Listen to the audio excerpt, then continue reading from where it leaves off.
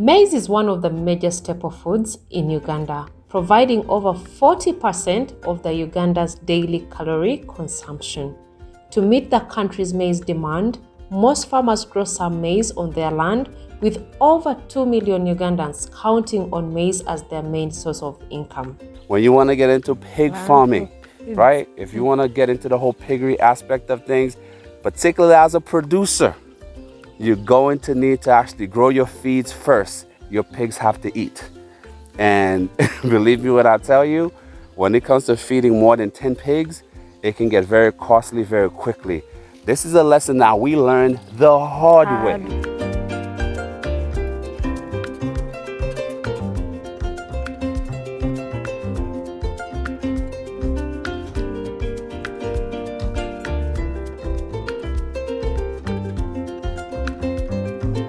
Rise and shine, Value Farm family. Welcome back to another episode of The Farm. If you're new here, you are most welcome.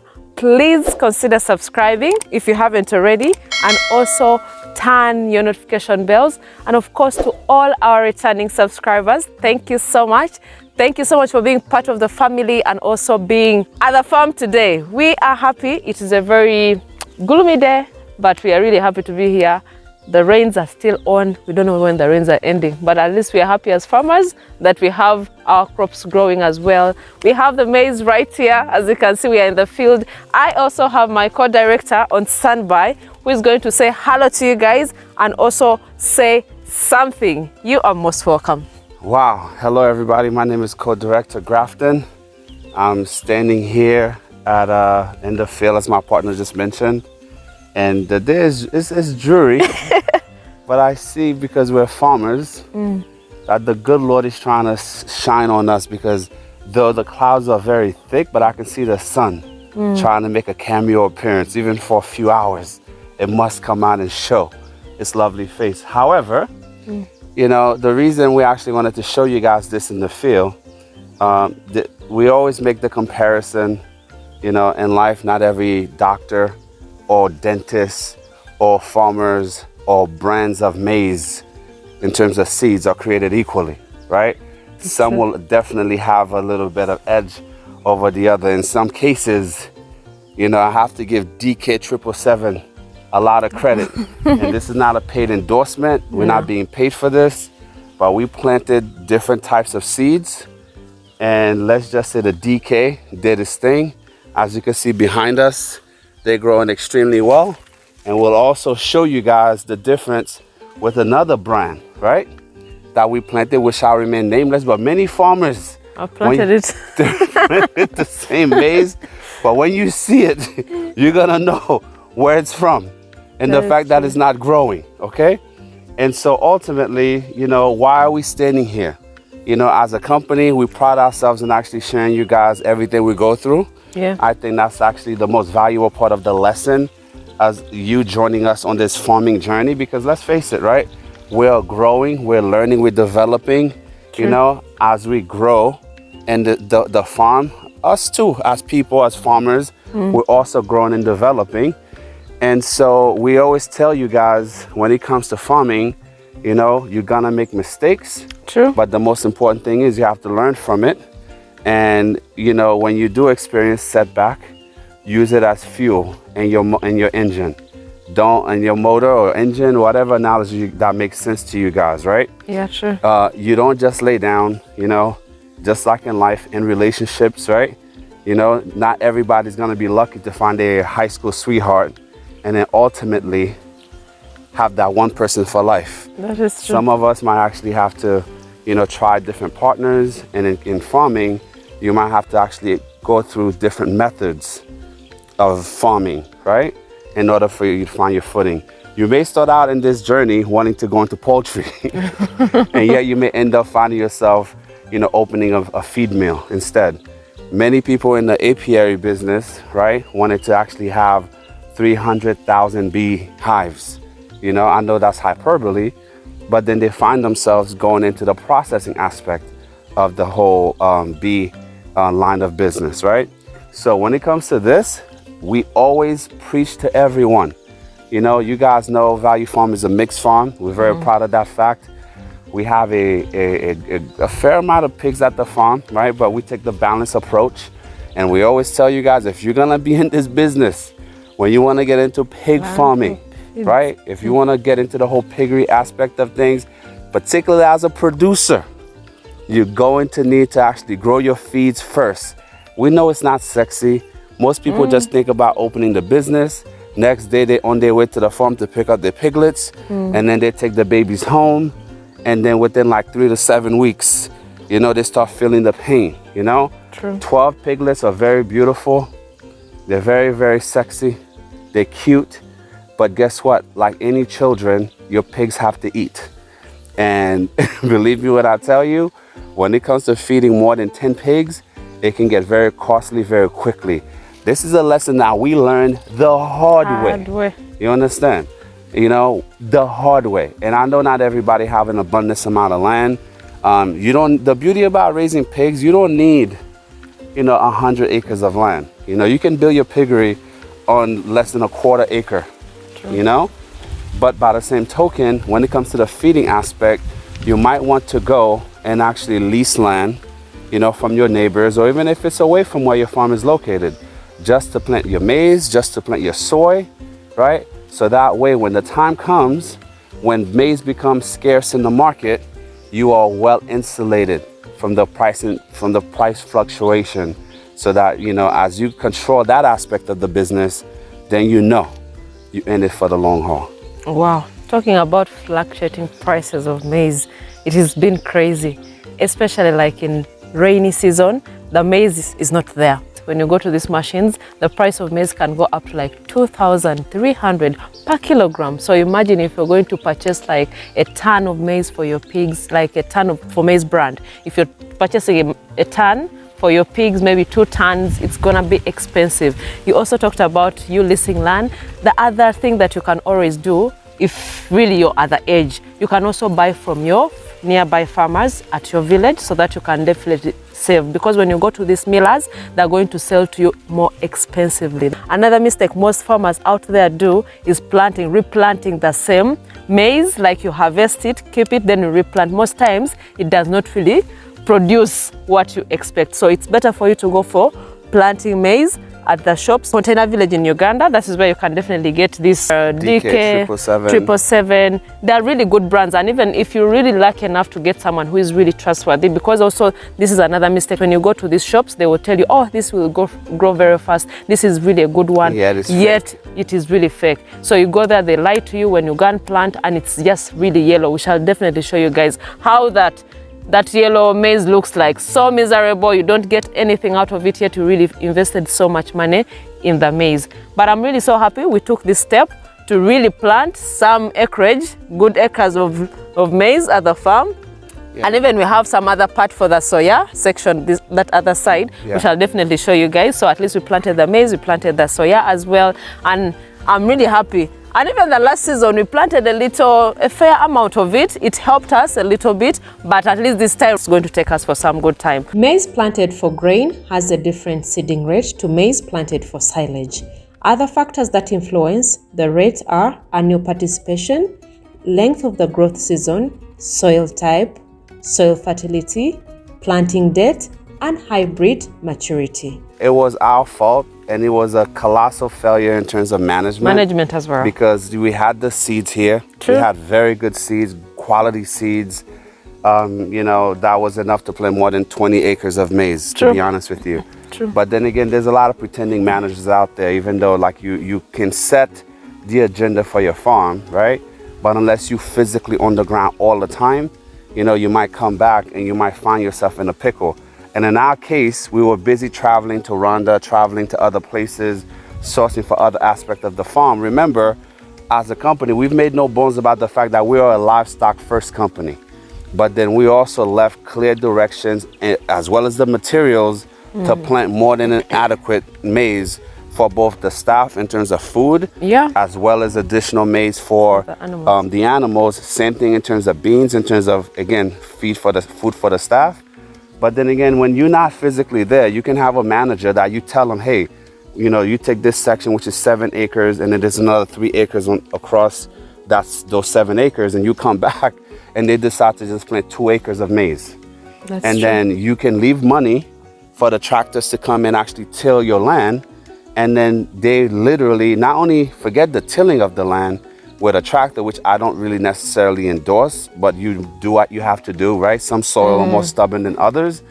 But even when we had that set and we have more than enough manpower at the farm to do the duty for, you can have your managers out there hanging out with the staff, hiding with them in the bush, where they literally let these guys sleep in when you're not around. True. These are all the things that happens when you're not always physically around. Now, some of us are more luckier than others.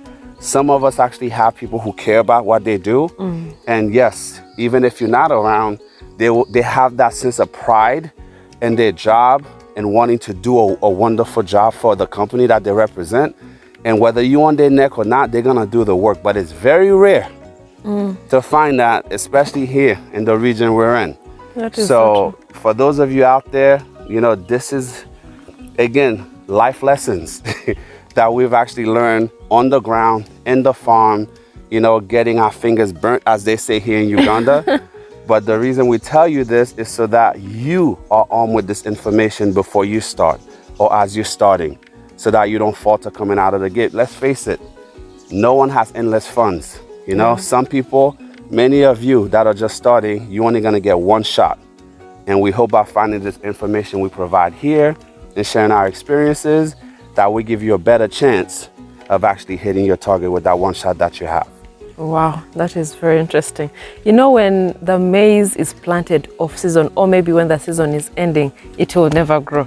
The way you take care of your animals is the same way that you should really take care of the feeds that you have at the farm, or the crops that you're planting at the farm, maybe for the animals. Because if you focus on the other side and forget this other side, in the long run, it's going to really affect you. So planting should be done towards when the season is coming. Maybe rainy season, you have to till your land on time so that you plant on time as well. So those are some of the things that we miss out. Then also managing the maize itself, like the weeding.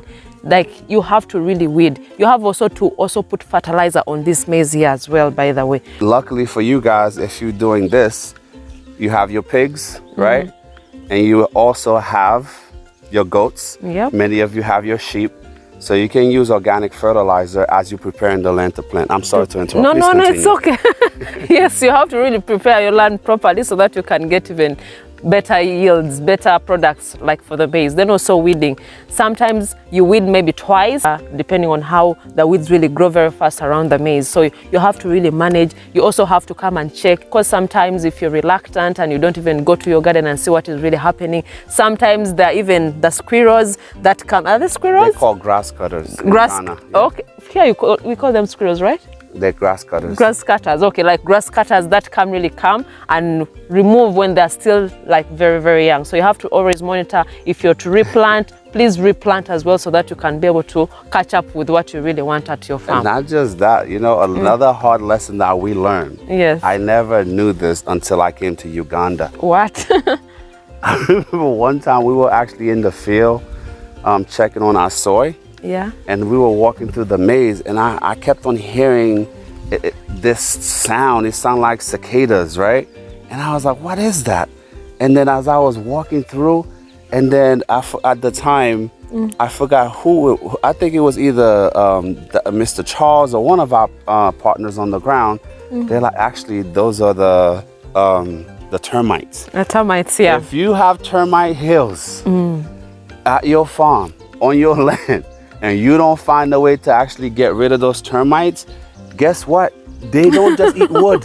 They will come eat your maize as well. Maize as well. Yeah. So, you know, luckily for us this time, the staff had bought in to doing this the right way. We actually have internal help that are full-time people here on the ground. And we have a wonderful partner that actually assisted us, you know, and actually taking charge with his team to supplement our internal staff. So we have our permanent staff, and we also had day laborers that came, that was led by a good friend of ours that actually assisted us so much in planting this the right way. And you know, the section we're in, you know, we're gonna move around. I'm sure Tina's gonna have a lot of B-roll for you guys. You know, you'll see where the DK was planted, and you'll see where the fraud seeds were also planted, and you'll be able to see the difference. And There's a huge difference. You pick the right option next time. And you know, the funny thing that whenever we're moving around the village, you can differentiate. You can like just the see it. DK47 and also the other ones, it's just a whole total difference. Yeah. So, but it's all about you knowing what you're going to purchase when you're going to do when it's planting season as well. Same to the soya. Of course, there are different brands as well, but you need to really tell them that you're using them for planting, because if you're taking them maybe for your own personal use and whatever, those people will just convince you. And of course, the prices sometimes may be quite different. They'll tell you, they'll convince you, this is really so good, it really works.